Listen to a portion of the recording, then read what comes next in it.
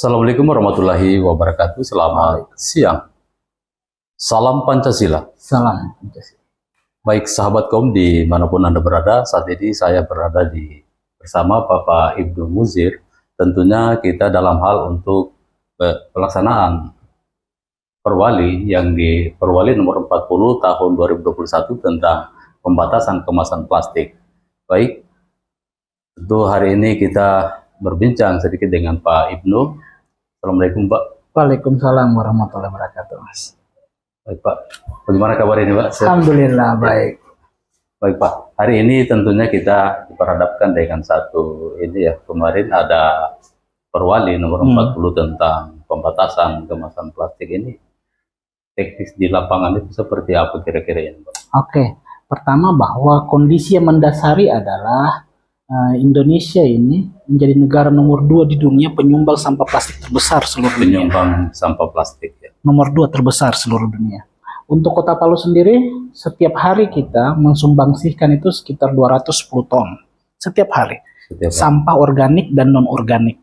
Dari 210 ton tersebut, itu 70% itu sampah yang bisa diurai.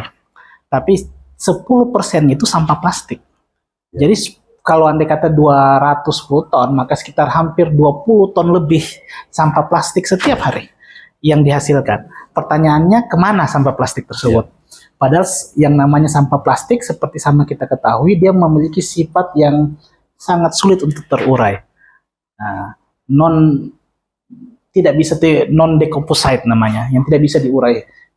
Seperti misalnya kantong plastik dan sebagainya. Dan jumlah itu sangat besar.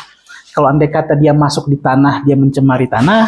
Kalau andai kata dia masuk di air, mencemari air. Dan andai kata dia dibakar, dia menimbulkan jadi bahaya racun untuk kita. Baik dia menimbulkan penyakit kanker, pencemaran, nafas, sampai kepada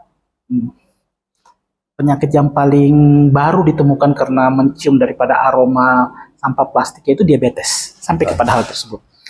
Karena itulah pemerintah Kota Palu sebenarnya sejak tahun lalu menerbitkan pembatasan untuk di lingkungan pemerintah seperti untuk plastik-plastik sekali pakai. Kemarin tanggal 25 Juli Pak Wali Kota Palu Bapak Hadianto Rashid menerbitkan surat edaran baru yang mempertegas daripada aturan tersebut. Dari Perwali tadi Pak? Yes, mempertegas yaitu untuk membatasi tentang penggunaan kantong plastik sekali pakai. Sebab itu yang paling banyak sekali yang hari ini beredar di TPA kita.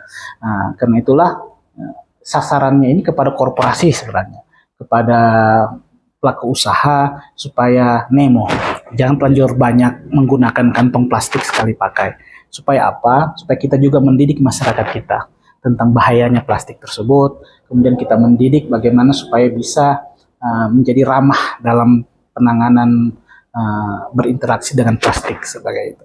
Seperti misalnya dalam surat edaran tersebut dimintakan kepada untuk para pelaku usaha, khususnya tentang yang mengelola para retail modern dan pasar-pasar, supaya tidak lagi menyediakan yang sekali pakai. Terus alternatifnya bagaimana? Kadang-kadang masyarakat bertanya kayak gitu. Dia minimal kita meminta masyarakat membawa sendiri dia punya plastik, dia punya wadah untuk itu. Atau pihak toko dalam hal ini menyediakan daripada wadah yang bisa terus digunakan. Kalau istilahnya itu reusable bag, suatu yang bisa untuk digunakan berkali-kali. Jadi tidak hanya untuk sekali pakai saja. Sekali lagi, sebab kita dihadapkan dengan jumlah yang besar terhadap plastik di Kota Palu ini. 10% daripada sampah yang hari ini beredar itu sampah plastik. Sampah plastik. Ya. Baik Pak Ibnu, tentunya dengan Perwali tadi terus ada Perda lagi, penguatan itu tentang ini aturan yang diterapkan.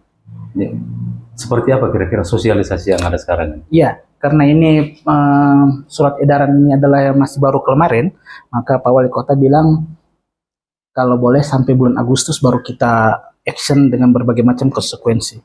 Sebab maksudnya konsekuensi itu ada sanksi administrasinya itu di bulan Agustus. Tentu ada tahapan yang diatur dalam Perwali tersebut. Seperti teguran tertulis banyak 3 kali, habis itu kemudian ada juga denda. Berarti tidak harus denda Pak ya? Tidak. Ada peringatan dulu. Iya, jadi ada 3 kali berturut-turut dulu diperingati, kemudian didenda, habis didenda itu kemudian baru dilaksanakan. Kalau dia kata masih bandel, baru dicabut izinnya. Tapi sebenarnya pencabutan restriktif itu digunakan setelah bukan menjadi tujuan, tapi yang menjadi tujuan ini adalah membentuk habit baru masyarakat Kota Palu, masyarakat kita tentang menjadi ramah dalam berinteraksi dengan plastik. Sehingga sedikit demi sedikit wajah pembangunan kita, wadah pengelolaan lingkungan kita menjadi jauh lebih hijau, jauh lebih bukan yang penting sekedar gampang dan mudah, tapi lebih bertanggung jawab dalam pemanfaatan. Baik, ketika terjadi pelanggaran, ini kan pelanggaran di masyarakat umum tentunya di pertokoan ataupun di dimanapun jadi mereka beraktivitas ini tentang minuman plastik ini, kemasan plastik, bisa kira-kira tidak lapor wali kota juga ini kan kalau umpamanya kan mereka kan ada yang melapor tentang itu bahwa ini melanggar kan? Apakah bisa dimanfaatkan untuk lapor wali kota juga? Iya, jadi di antara perwali tersebut mengatur bab khusus tentang peran serta masyarakat. Peran serta masyarakat. Termasuk lapor wali kota juga. Jadi peran serta masyarakat adalah menginformasikan dan menyebarluaskan daripada informasi tersebut. Baik. Nah, tapi sekali lagi bahwa menuju bulan Agustus ini yang kita dorong adalah pemasalan dan mengapa ini diambil. Sebab suka atau tidak suka permasalahan ini kalau andai kata kita tidak serius sih menjadi bumerang bukan hanya untuk kita. Kalau kita mungkin sebagai manusia ini, kalau kita meninggal selesai, kita akan diurai.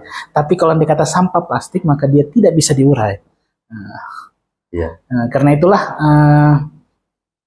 kita membagi jadi 3. Kan biasa kalau umpamanya kita jalan-jalan di Samratulangi itu ada bukan cuma 3, bahkan sampai 5 jenis daripada sampah yang kita ulai. Kalau sampah yang ada saat ini yaitu seperti misalnya sampah organik, non organik. Kalau dulu kita hanya membagi 2. Ada 3 ya, 3 sampah non organik. Kalau dulu hanya membagi 2, non organik dan organik. Sekarang itu di antara non organik pun dibagi lagi sampai variannya jadi 5. Ada kaca, ada kertas, ada B3-nya. Berarti belum cukup juga, artinya belum cukup juga ini pembagian ini tentang ini kan sampah plastik juga kan 3 bagian. Jadi intinya sebenarnya bahwa semakin kita menspesifikkan penanganan jenis sampah tersebut, maka semakin spesifik cara penanganannya. Semakin bagus juga. Baik Pak Ibnu, ini dalam hal untuk pembagian sampah ini ada 3 bagian. Bagaimana masyarakat untuk memanfaatkan ini Pak? 3 bagian ini kan sudah ada dari DLH itu sudah menyiapkan itu. Termasuk sampah plastik tadi.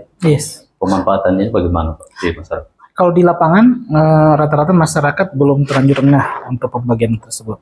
Satu-satunya entitas yang patuh terhadap penanganan itu sekolah.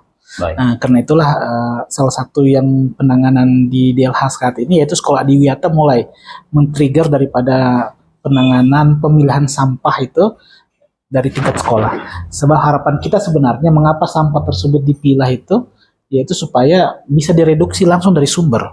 Seperti misalnya contoh sampah organik itu kalau bisa, dan itu proporsinya sangat besar, 70% sampah kita itu yang membusuk, yang organis. Karena itulah sebaiknya memang diolah sampai di tingkat rumah tangga sehingga kita betul-betul TPA kita memiliki waktu pemanfaatan yang jauh lebih panjang. Terima kasih Pak atas kesempatannya pada siang hari ini, Pak Ibnu Muzir. Baik, itulah perbincangan kami dengan Pak Ibnu Muzir selaku Sekretaris Dinas Lingkungan Hidup Kota Palu. Terima kasih. Assalamualaikum warahmatullahi wabarakatuh. Waalaikumsalam. Salam Pancasila. Salam Pancasila.